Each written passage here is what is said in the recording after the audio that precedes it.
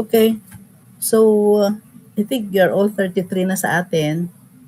Medyo tumataas din sa kabila. We will be dealing with the 3 modules today.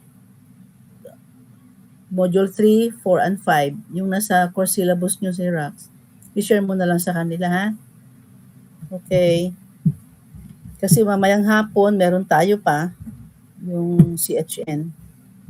Let's start. Yan.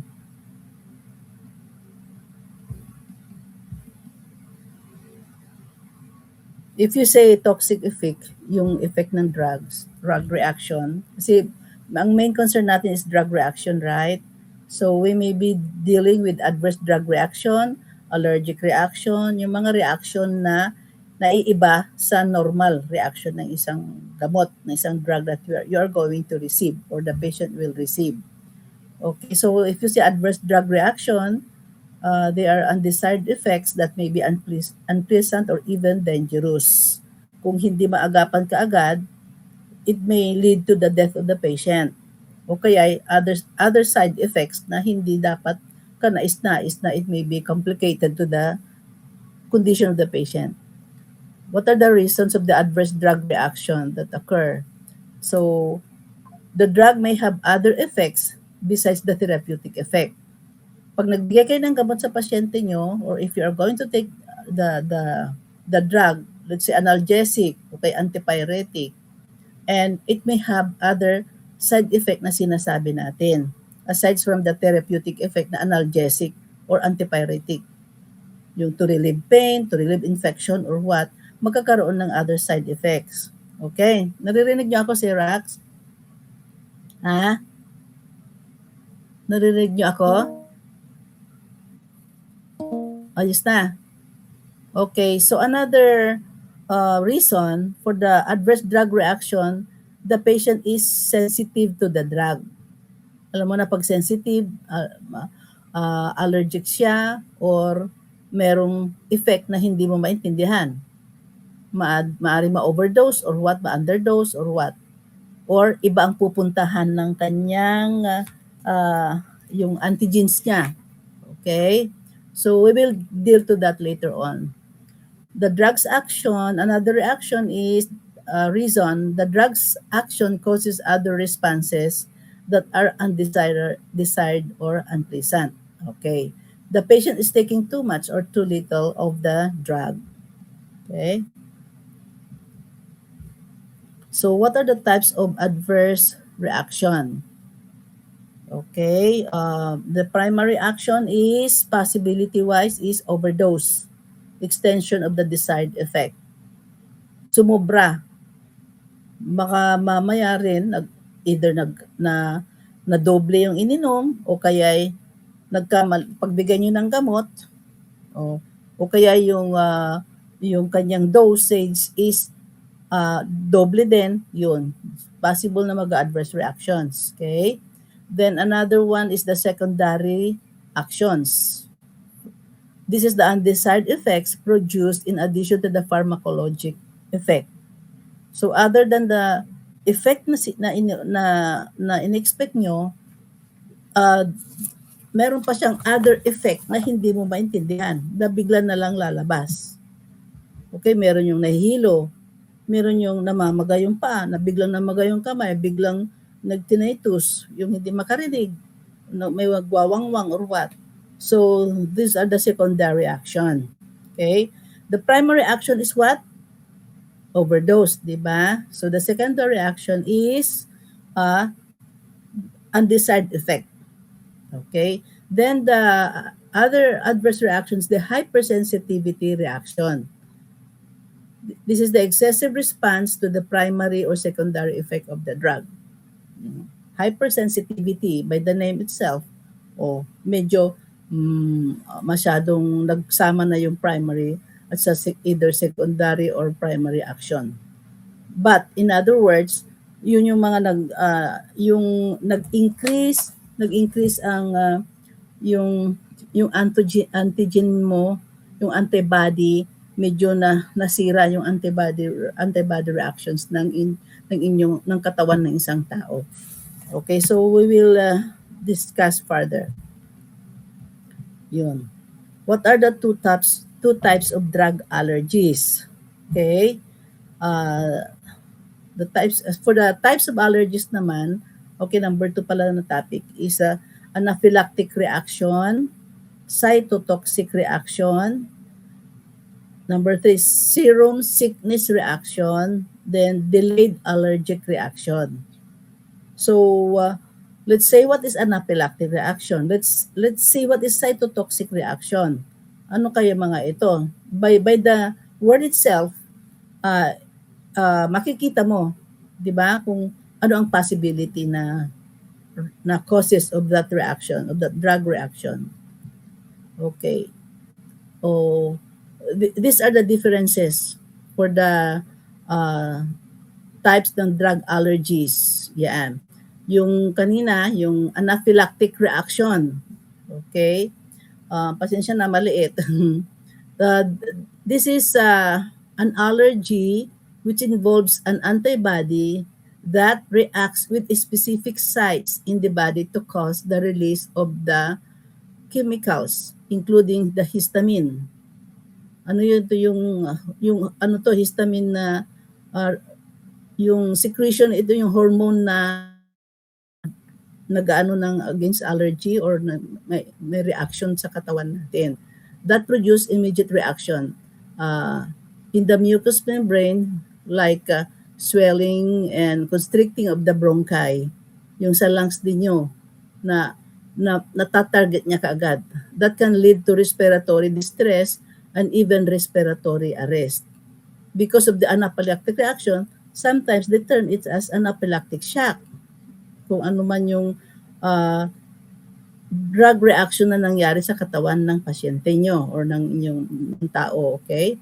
Then, of course, your assessment about this is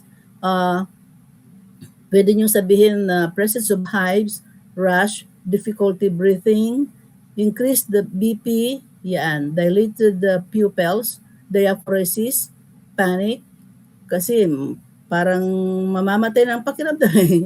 Shock na siya eh. Feeling increased heart rate, then nag-respiratory arrest. So, those are signs of impending death na. Okay? Kaya nag-anaphylactic siya kasi sumobra yung pag-release ng chemicals ng histamine sa katawan. Okay, so what is your intervention? What will be your possible intervention kung biglang nangyari may anaphylactic reaction? Common na ipiniprepare nyo is the epinephrine. Administer epinephrine 0.3 ml of 1:1,000 solution. Sub-Q for adults or 0.01 milligrams per kilogram of body weight or 1,000 sub-Q for pediatric patient. So, very minimal. Maliit lang ang pwedeng i-injection subcutaneously. Okay? Then, you are going to prepare the dose every 15 to 20 minutes as appropriate. Notify the prescriber or primary caregiver and discontinue the drug. So, pagka yung iba naman, pag na-administer yung epinephrine, medyo nare-relieve ka agad. Nag-open yung niya, yung histamine antihistamine reaction. So, be aware that prevention is the best treatment. Kaya in every station, in every ward, in every area, na when you will be exposed, meron talagang mga emergency drugs na nakalagay sa isang crash cart, sa isang bag nila na binubuhat kung mayroong nagbiglang nag-arrest. Okay? Counsel patient with the known allergies to wear. Okay? Then of course you alert the medical team kung ganyan may impending arrest ka na nakikita. Okay? So that's why nandun parati yung epinephrine as one of the emergency drug to be available in the emergency box or emergency cart. Kahit sa ambulance, pag kayo sasaklolo ang mga nurses sa ambulance, mayroon silang emergency bag. Same sa station, nandun din may epinephrine dyan. Epinephrine or adrenaline. Okay? Then the other one is the cytotoxic reaction. This allergy involve antibodies that circulates in the blood and attack antigens, okay, causing death again to the cell of the patient. This reaction is not immediate but may be seen over a few days. Parang unti-unti ito, cytotoxic reaction. Okay, if you're going to check for this cytotoxic reaction, yung assessment yun, there is a complete blood count showing damages to the blood forming. Okay, decreased hematocrit, the white blood cell count, and other platelets that deals with the blood circulate contents of the blood itself. Okay. Then your intervention, notify the prescribed one or primary caregiver and discontinuing the drug. Support the patient to prevent infection and conserve energy until the allergic response is over. So another reaction na naman yan. Usually mga iba dyan naka-IV. Naka-IV intravenous IV fluid sila. Okay? Then stress ano yung isa? Serum pala. Sickness reaction. Ito yung pag serum naman, it's about again sa blood components na naman. This allergy involves antibodies that circulates in the blood and cause damage to various tissues by depositing in blood vessels.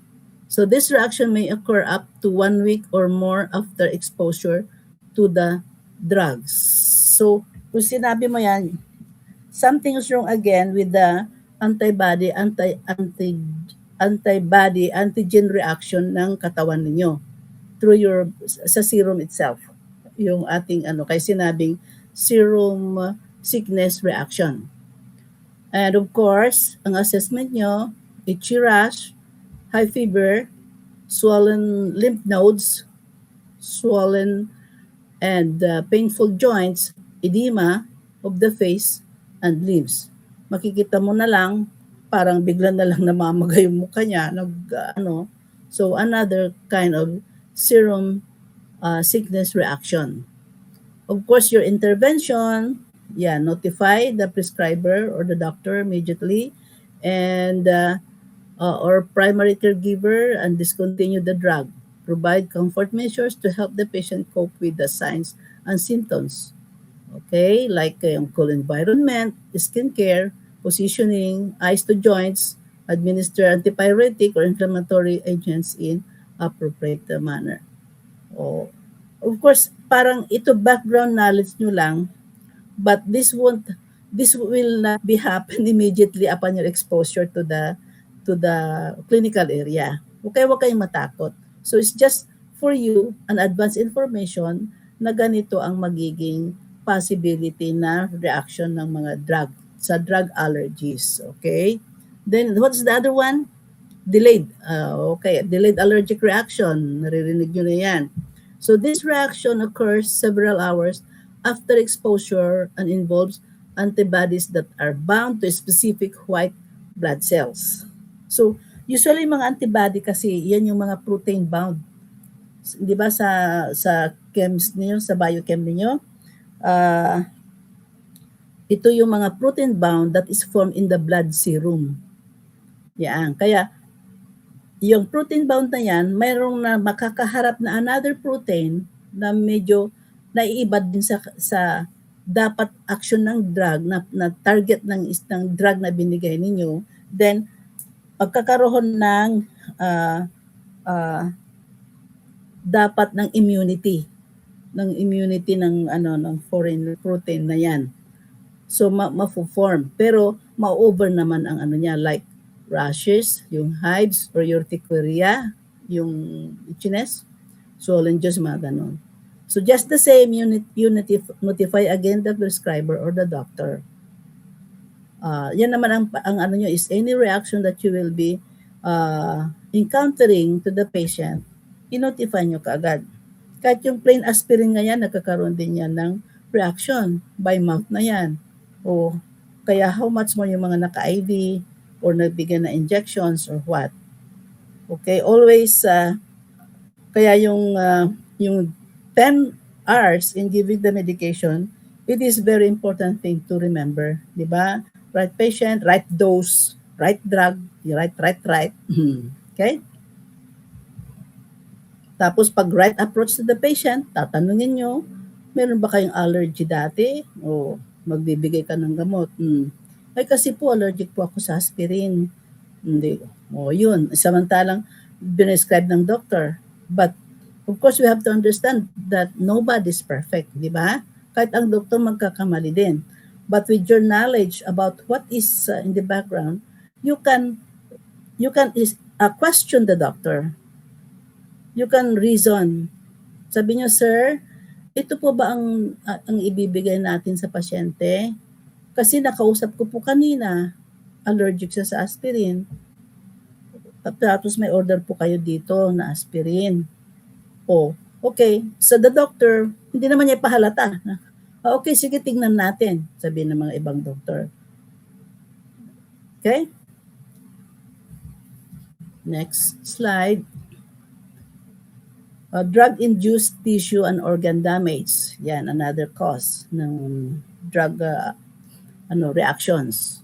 Yan. Yan yung mga tissues involved na damage, mga organ. Okay, like sa central nervous system. Yun. Mga meninges of the brain, mga ganon. Somewhere, mai-stack doon yung drug na naibigay. Ang target niya ay yung central nervous system. So another one is the auditory, pandinig. Mamaya bigla na lang hindi makadinig o kaya may narinig siyang somewhere na umuugong or what. Okay? Then another one that you can see is the ocular damage. So bigla nyo na lang nakita, nag-red yung mata, o kaya nag-blurred ang paningin. Okay? So other things, may pain, o kaya namaga. Okay? So another organ na madamage is the mouth itself, stomatitis, namamaga yung bunganga. Okay? Then may red pa nga. Minsan yung lips pa halata, no? Biglang namaga. Okay? Then another organ that is damaged is the dermatological reactions. Yung skin naman, yun na yung nakikita nyo kanina, may hives, may urticaria, may rashes, ganon. Because nagkaroon ng another induced na hit ang tissues somewhere. Okay? Then, allergic reactions. Yan din.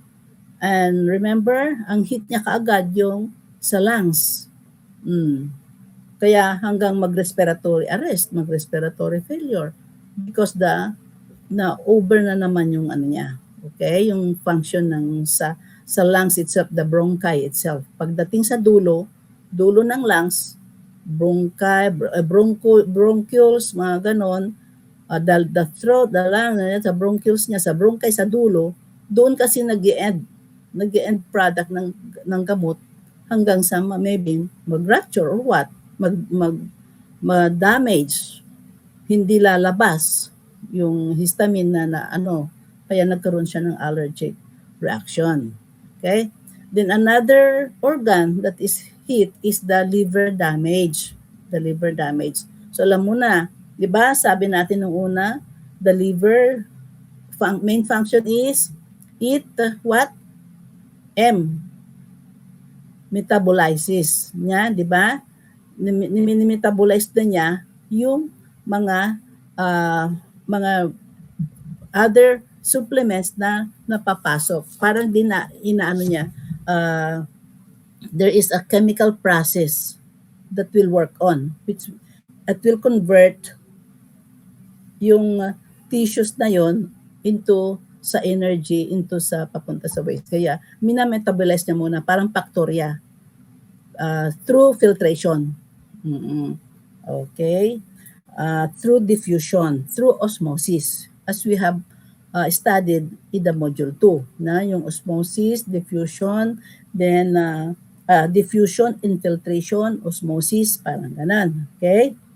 And it will become a drug metabolism, which is metabolized by the liver. Then another organ is the na madam is the renal, the kidney. Oh, two kidneys tayo, di ba? Yung renal damage na yan, it has something to do with the bad effect with the excretion. After na metabolize, na help na ganon, so ready na siyang sa excretion niya, but something is wrong doon sa glomeruli ng kidney. Hindi niya ma-filter. Hindi niya maano na naman ulit because by pumasok na lang na drug na hindi ka nais-nais na hindi ano sa kanya kung nagkaroon ng renal damage. So what are the possible renal damage? Hindi na makaihi, ano na ang urinary bladder, ang kanyang hindi na maka-excrete, there is no proper excretion of those waste materials na pwedeng i-excrete sana. Okay. So, another one that is another organ that has been damaged through the drug is the bone marrow depression. So, ano ang function ng bone marrow natin? Did you review your anatomy? Diba? Sila yung red forming thing na nag-organize ng mga RBC natin, nagpo-form. Okay, you try to review what is the relationship of the bone marrow. So another thing na ano is the reproductive system. So kung minsan kaya nga bawal sa mga buntis, 'di ba?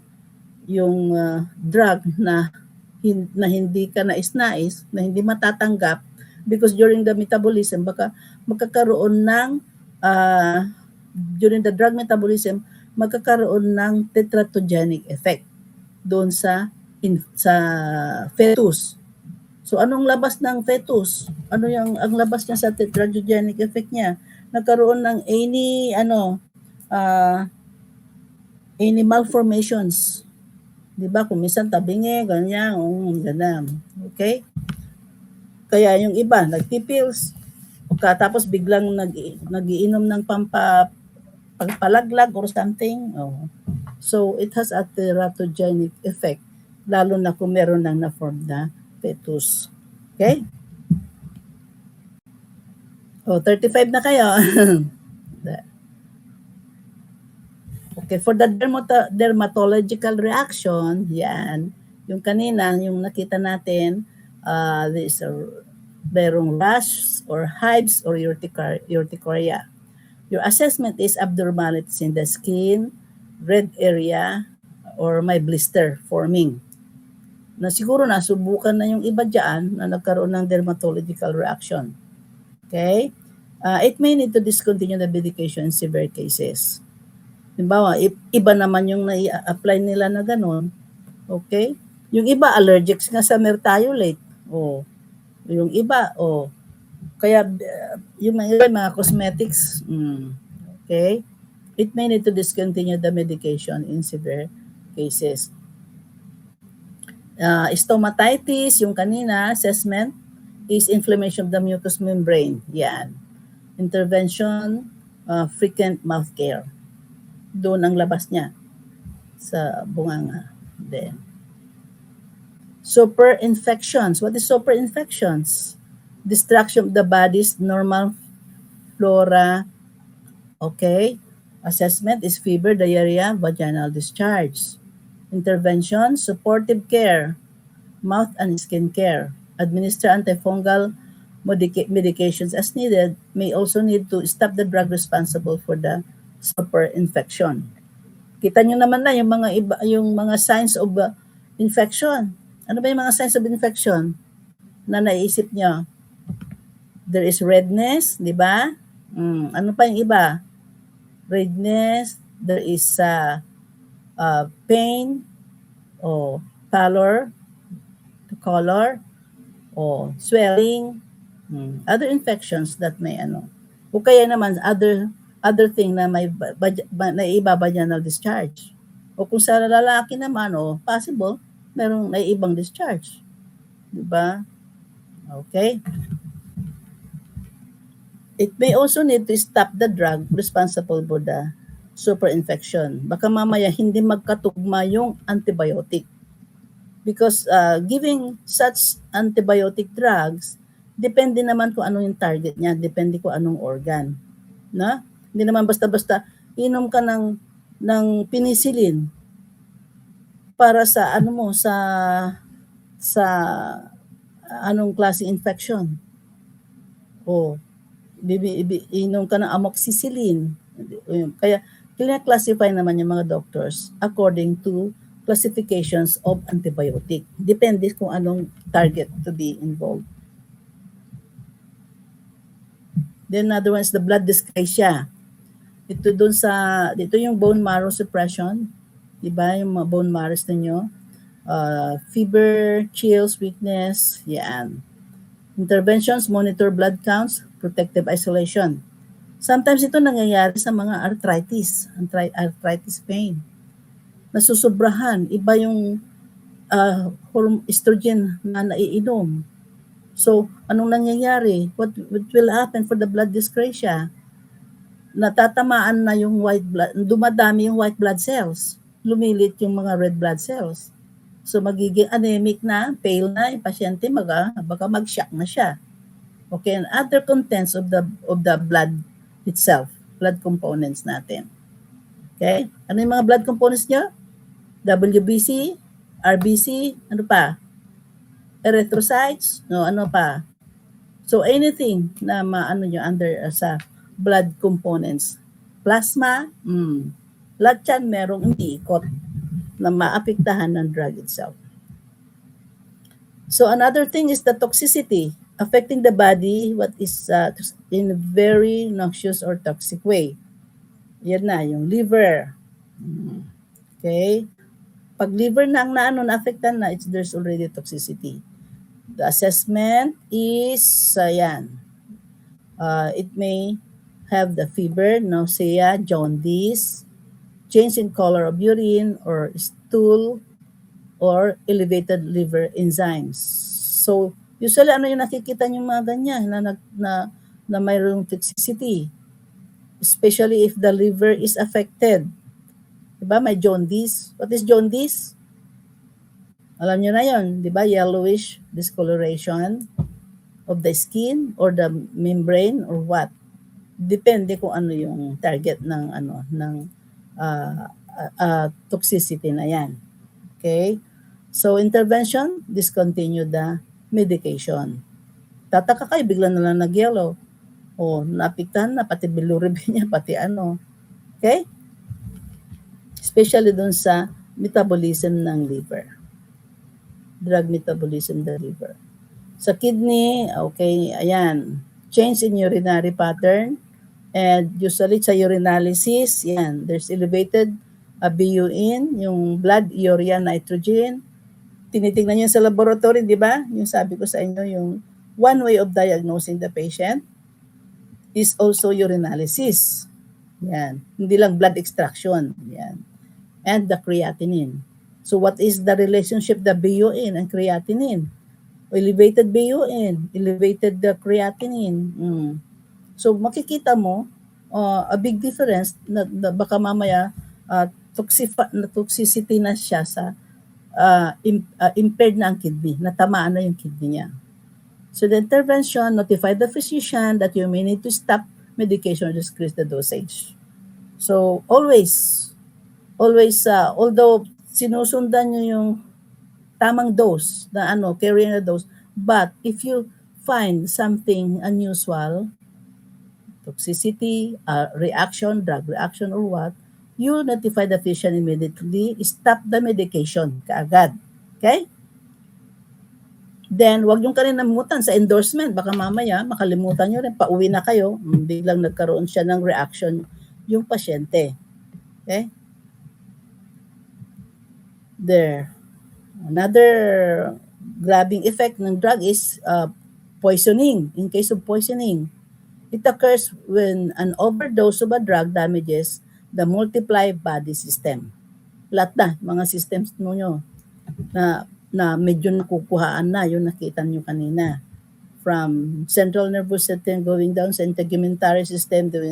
Kaya sabi ko sa inyo, always review your anatomy and physiology, ha? Yung the cardiac system, multiple body systems, yeah. It damages, sa poisoning, it damages to multiple systems can lead to a fatal reaction. Siyempre, alam mo na, kung fatal, so means sudden arrest, sudden death, or what? At least, nandyan ka na mag-ana. Okay? Hello, Dad. Nag-online mas ako. Ay, online. Nag-online ako, nag-online klase. Okay, mamaya na lang. Okay. Di ba sabi ko sa inyo? Sabihin ko lang, ganito kalakas ang ulan, no? Ang lakas, oo. Adyan sa inyo. Oo. Okay, Okay. ingat. O sige, nasa bahay ako, naka-online. Okay, bye-bye. Bye-bye, Dad. Thank you. Okay. Babalita pala. Okay. Okay, the poisoning treatment varies according to the drug. Okay? Maghanap sila ng antidote or something na pwedeng pang-kontra, pang-antidote doon sa drug na yan. Another effect is altered glucose metabolism. Possibility-wise, baka mamaya sumobra naman sa kakainom na insulin, it will lead to, hypoglycemia, low sugar. Your assessment finding, and it may reveal low serum blood glucose level. Bumaba. Ano yung normal blood glucose ninyo? Yung 120, naging mababa na, milligrams per deciliter of fat, bumaba na sa normal values. Kaya you try also to have your list about the different normal values about the drug itself, about the laboratory components. Na? Intervention is restore the glucose to the body. Kung minsan, may nangyayaring ganyan na, because of too much hypoglycemia, natutumba ng pasyente, nasa shock. Bigla na lang nag-unconscious. Magugulat kayo. Kaya kung minsan, nagbibigay ka agad ng D50 water, D50 glucose, yung sa vials, inject nila. O yan, biglang mabuhay. Mga ganon. Okay? O kaya, hard candies. Kaya mga ibang nagbo-board exam, may dala-dalang hard candies sa kanilang pocket kasi siyempre baka mamaya mag-hypoglycemia sila bababa yung blood glucose level nila. Pumasok sila, pumunta sila doon, hindi sila nag-almusal o kaya, kaya kailangan meron kayong konting okay? Ganun lang. Restore glucose to the body. Then another one, the opposite naman, hyperglycemia. There is a high serum glucose level in the laboratory results. Lalo na kung may history ng diabetes. Either mag-hypoglycemia because sa kakabigay ng too much insulin o kaya hyperglycemia naman hindi nabibigay na nakakaligtaan or what. O kaya sa pagkain niya, sa food control, sa sugar. And in your intervention, administer the medications to decrease the glucose level. Okay? Kaya kung meron kayong order at diabetic yung pasyente nyo, tingnan yung maigi. Yung mga, the dosage. Yung regular insulin, NPH insulin, ano kaya yung mga klaseng ito na ibibigay? Ano kaya yung mga foods na kinakain ng pasyente? Ganyan, baka mamaya meron pasyenteng ganyan, nakatago mga tsokolate sa ilalim ng unan niya. There were things like that na nangyayari. Kasi pinagbabawalan sila ng mga nurses. Pero, itinatago naman niya. Ayan, bigla na lang nag-hyperglycemia. Nag-red na yung mukha, hindi mo na maintindihan. Nanlalambot na, kaya mamaya matumba din. Okay? You try the differences of hypoglycemia and hyperglycemia symptoms. Yeah. Then another one is the electrolyte imbalance. Ano yung mga electrolytes ninyo na maalala ninyo that you have studied in your chemistry? Ano yung mga electrolytes na kailangan ng katawan natin? Potassium, sodium. Yeah, yan siya yan. And usually nakikita niyo yan sa sa mga dextrose container. Yung kasi kami battle noon yung iba yung sa inyo naman yung bag ng mga those are electrolytes ang nandoon na laman niya. Because if you are sobra sa sodium, okay, yung pangbababa naman ng sodium ang ibibigay nila. So like the sodium, sabi niya potassium, calcium, magnesium, yung mga yang other things na kailangan yung tignan kasi there should be a compatibility, positive, negative, ganyan, para magkaroon sila ng effect for the Kaya ngayon, kung electrolyte imbalance ang isang pasyente, let's say hypokalemia. What is hypokalemia? Ma'am, mababa po yung sugar niya. Potassium low kalemia, potassium. Low kalemia po. Yeah, hypokalemia, low potassium. Kung yung mababang sugar, hypoglycemia, yung kanina, no? Yes po. Hyper, malaki. Ito naman, pag sumobrang potassium level naman niya, siyempre, blood extract ka niyan, tinitiglan ka agad. Hyperkalemia. So, in case of electrolyte imbalance, kung sodium naman, sodium is hyponatremia, hypernatremia, mga ganon. So, tingnan nyo yung mga electrolytes natin na possible na magkaka-effect doon sa Kaya, yung mga doctor, they have to choose something na IV fluid na pwedeng i-balance nila kaagad to infuse the drug through IV. Okay? Ayan, decrease in serum potassium level. Intervention, replace mo kaagad serum potassium through IV or oral supplement and monitor the serum levels of potassium. So may mga gamot din tayong rich in potassium. May mga foods din tayong rich in potassium. Diba? Ano yung rich in potassium sa food? Egg. Na possible? Anong alam nyo? Egg, ma'am. Ha? Egg. Saging. Huwag yung saging na totoong saging na kinakain na. Yan yung rich in potassium. There are other vegetables na rich in potassium. Yan, kaya tayo nagkakaroon ng nutrition lab, magluluto tayo mga ganun. Kaya pinagsasama-sama natin lahat yan kasi in your level 2 stage, yan na. Papasok na kayo sa medical surgical. Pero ito lahat, introduction na lang muna kayo lahat. Okay, but still, you have to understand them. You have to remember them. Isa sa isip nyo. Even the laboratory results, contents of the laboratory analysis, lahat yung mga yan. Lahat ng mga procedures, di ba sa nursing process natin, noon na sinabi ko sa inyo, part of your assessment. Aside from the IPPA, inspection, palpation, yung diagnostic procedures, laboratory procedures. Yan lahat yan. Memorize yung mga normal values. Okay? Yan. High potassium, hyperkalemia, elevated. Increase in serum potassium level. Makikita din yan pag na-extract sila ng blood. Okay? Kikita yung result. Kahit hindi dinay ng pasyente pero nakikita, lumabas. Intervention, decrease the serum potassium concentration, pababain mo, monitor serum levels of potassium, and monitor the cardiac rhythm. Kasi kung sobra ng potassium, ang target niya is your heart, the cardiac, the rhythm, blab-dab, mabilis yan. Hanggang sa masyadong mabilis siya, maraming potassium, magkakaroon ng cardiac arrest. Yung sinasabi lang, atrial fibrillation, myocardial infarction, mga ganun-ganon, lalo na yung fibrillation. Pag-aaralan nyo rin yan in the future, yung ECG, electrocardiogram. ECG tracing, ano ang relationship ng mga electrolytes na yan. Okay? There. For the sensory effects naman, sense of sight mo yung ocular toxicity, assessment findings, visual changes. Inaano nyo ba? Pinipicturan nyo? Para meron kayong Xerox. Oo.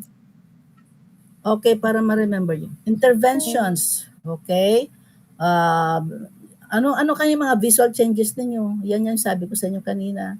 Maring blurred, baka mamaya yung iba pa ma-blind pa, o kaya namaga, or what? O kaya nag-red. So depende. So monitor for any visual changes when giving any medication that is known to cause ocular damage. Okay, same thing. Report Tingnan mo nyo yung ulit, mata. discontinue the medication. Okay? Siyempre, may idea na kayo, may ocular toxicity na ito. O yung isa is sensory damage. Switch ko lang, parang bumilim siya.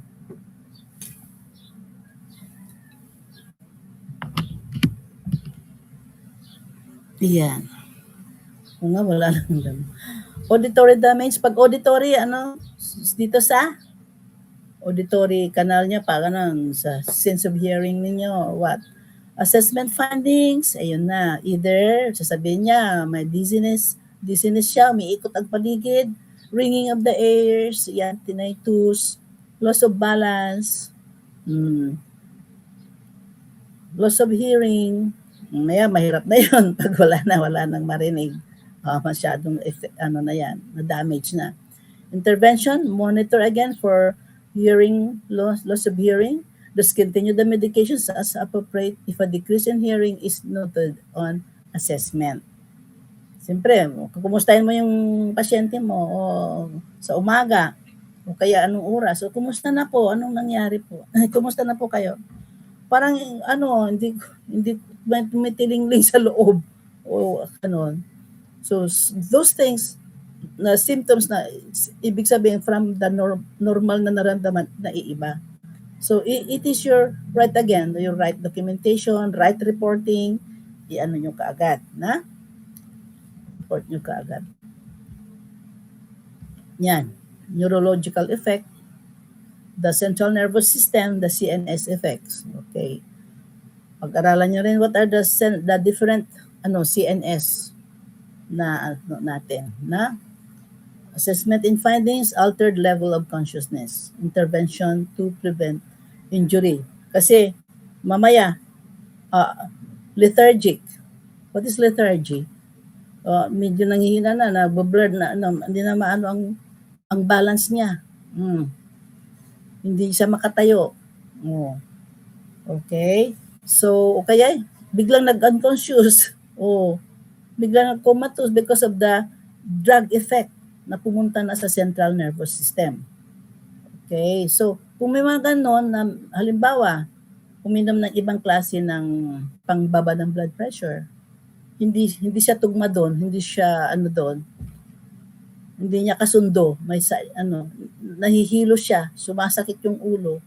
Okay, so advisean nyo na wag masyadong mag-ambulate, wag masyadong lalabas sa bed niya or what, or anything na to prevent the patient from further injury.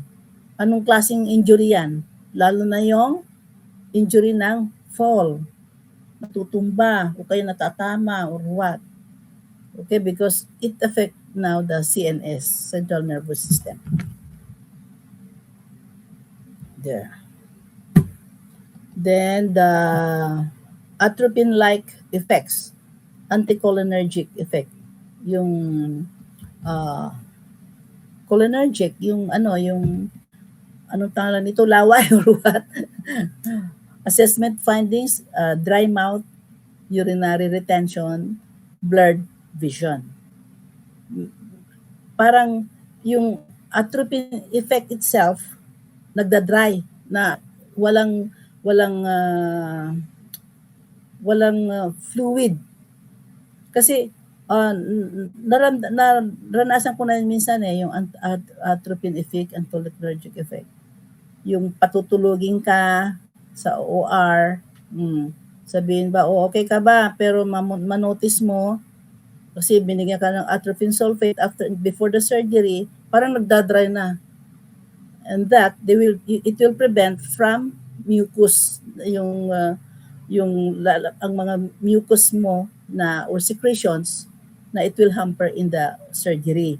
So ganun din ang inaano niya. kung merong parang anticholinergic, atropine-like effect niya, maybe you report din okay? Sugarless lozenges to keep mouth moist. Have the patient void before administration of the medication. Otherwise, kasi hindi active yung pag-excrete, yan, magkakaroon ng urinary retention. Hindi siya maka-isbo, hindi siya maka-ano. So it is very bad din kung naka-retain dyan yung urine at hindi lumalabas, hindi mailabas or what. So there will be a bad effect for the patient. Okay? Other effect ng neurology is neurological effect is Parkinson's-like syndrome. So alam niyo na yung medyo siya, there is a tremors, muscle tremors and changes in gait, the way paglakad or what. Okay? Intervention, discontinue the medications as appropriate. Minsan hindi niya mapigilan. Ba't kayo maganyan ako at gumaganyan ako? Yung pala, nagkakaroon na siya ng neurological effect, which is like a Parkinson. Okay? Another one is neuroleptic malignant syndrome. Your assessment is the extrapyramidal symptoms.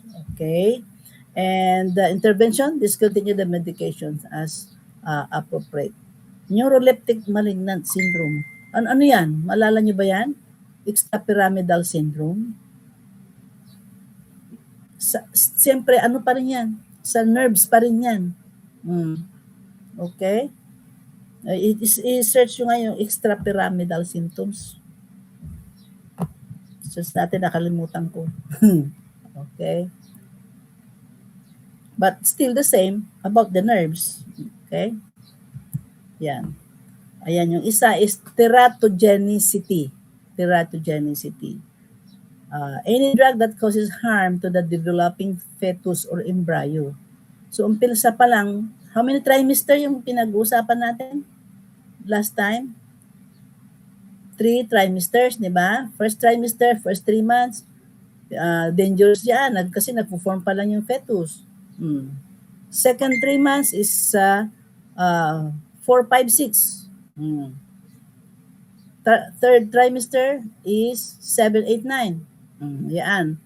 And during those times na during the pregnancy at may ininom ng mother kasi may iba siya siyang sakit o what, it will affect, pero pregnant pala siya, it will affect the developing embryo or the developing fetus. Yan.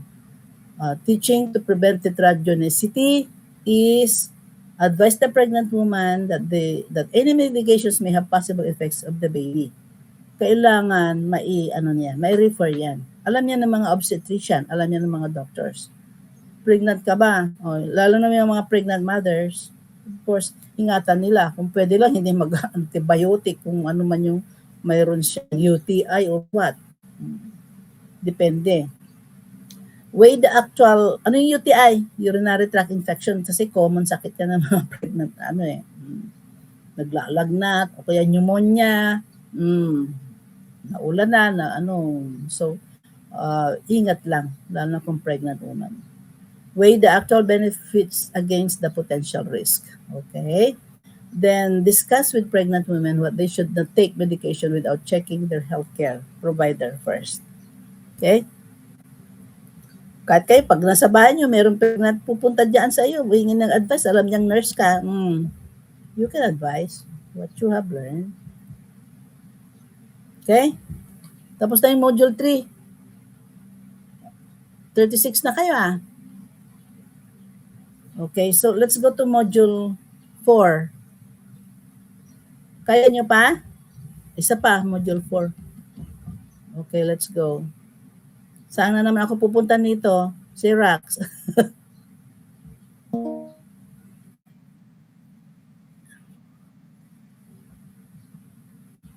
I-X ko muna niya. X.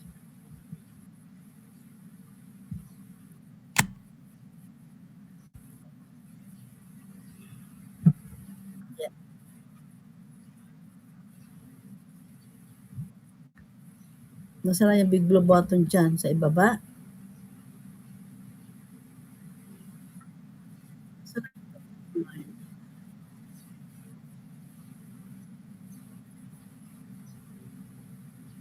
Teka, libit lang itong ano ko dito eh. Teka. Ito yung screen. Yan na naman tayo. Slide 1. Teka anuin ko na lang si Sir PJ. Baka mamaya mawala na naman tayo. Meron dito sa ibaba, yung screen, yung ano niya, naka-cross out naman.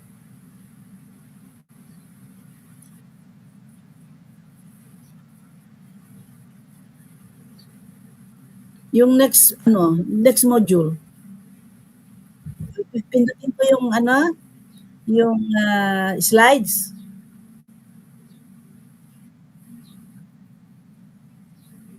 Slides.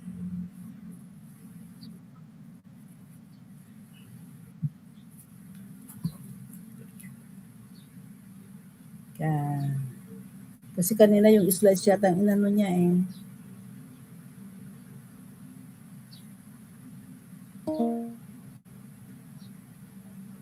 Kita mo ito, yung ano.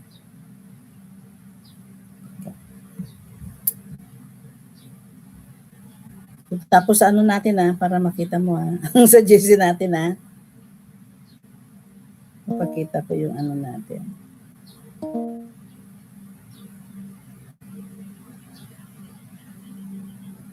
Kasi baka mamaya mawala eh.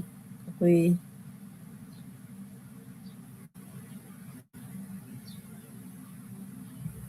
itong sa ibaba. Ano?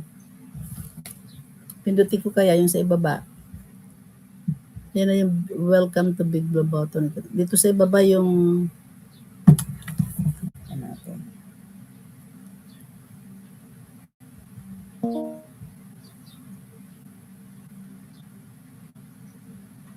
So na yung GC nyo dito, ba't nawala na kayo dito? Correct.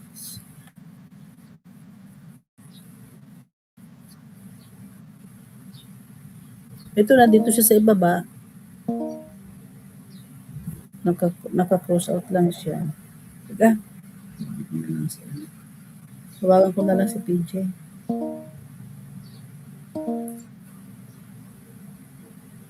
Kasi baka mamaya ba yung